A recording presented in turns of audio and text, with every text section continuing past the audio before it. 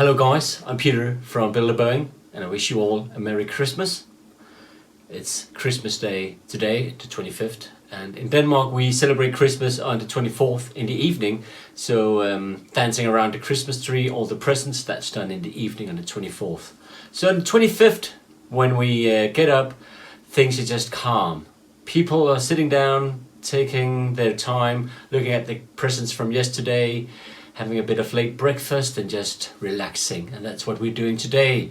And all the kids are playing with their toys from yesterday, and I'm playing with my Christmas present to myself, the overhead that I picked up in the Netherlands last weekend.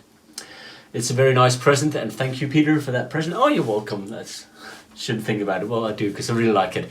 Anyway, it's a very nice overhead, and it is an old SimWorld overhead. I think I mentioned that in one of the previous videos, and I really like it. I'll just go over the overhead so you can see the different panels, see how it's made, and it is very good, very sturdy. It's kind of a strange mixture of the 700 series that only has one electric fan here, the 800 has two, but on the other hand this panel up here represents the 800 series, but small details.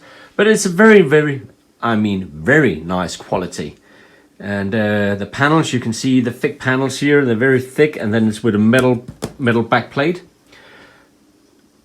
And it's just very good looking. There's still a few things that I need to do, such as get some ditches here and I'll use some sun film, the thing you tint your windows on the car with, to put back here. That's kind of black and you can see through, and then I'll put the ditches behind there. So I need to do the ditches and some of the gauges. There's a gauge down here working. The APU is working, and there's a gauge up here. That one there is working as well. The other ones are just dummies, and I need to do something about them. Furthermore, here on the aft overhead, apart from the dusting, I need to dust it off. All the annunciators are missing, and the audio selector panel up there needs a bit of redoing.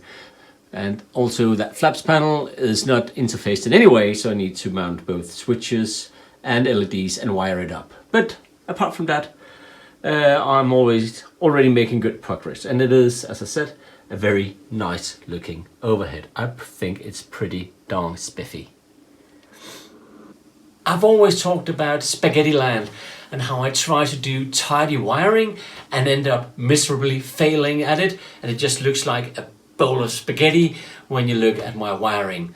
And on the back of this overhead, oh my, have I found my match, because this is also pure spaghetti land. The wires, the switches are wired directly to the interface board, and the wires are not long enough to reroute them, so they are like more or less all over the place. I have considered rewiring everything, but it is working as it is right now, so rewiring would just be time consuming to make it look tidy, but right now it is working, so I don't think I'll spend the time rewiring the whole thing.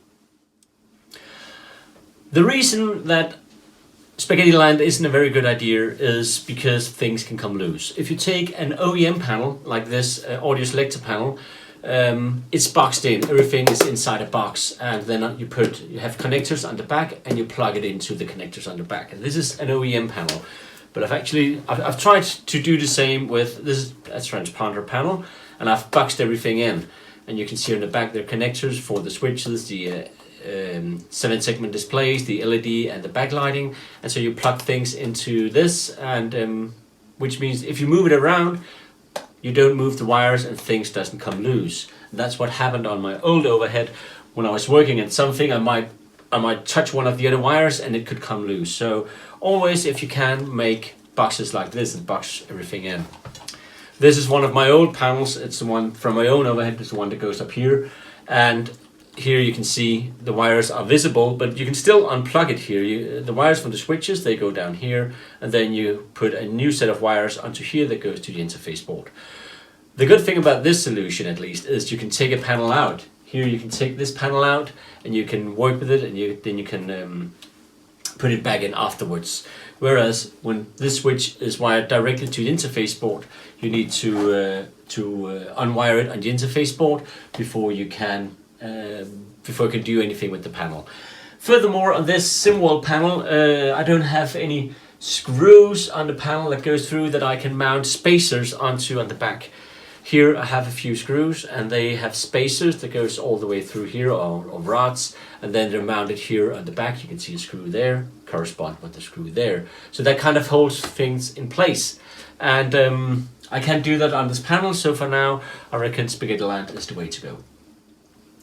Apart from that, a few alterations that I want to do. There's a few switches here that I have OEM switches laying around that could fit here, which would be great. The switches down here, they are a bit flimsy. They don't have a very good feel to them, so I might change them with bigger switches. And a few places I've got some locking switches laying around, and I think I will change, like on the fuel panel here, I'll change the switches with locking toggle switches and so forth. Small alterations, but hopefully a week from now everything should be wired. And then of course the gauges and the cylinder segment displays, I'll have to do that later. But in a week it should be ready to be mounted. Then I need to do a frame, so like in a month from now, hopefully I'll have the new overhead installed. I wish you all a Merry Christmas. I'm Peter from Bilderberg. You guys take care. Bye bye.